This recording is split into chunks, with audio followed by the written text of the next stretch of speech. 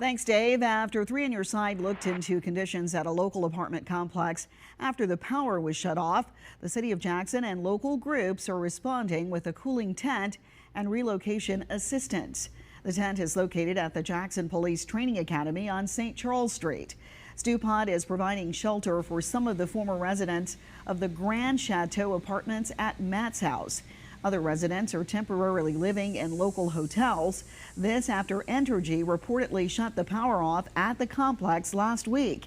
The owner of the complex closed it down back in 2025, but some residents remained in the buildings. City officials tell 3 on Your Side they have identified emergency funding to help relocate residents as they work with the fire department to deliver water and conduct wellness checks for residents still living on the site.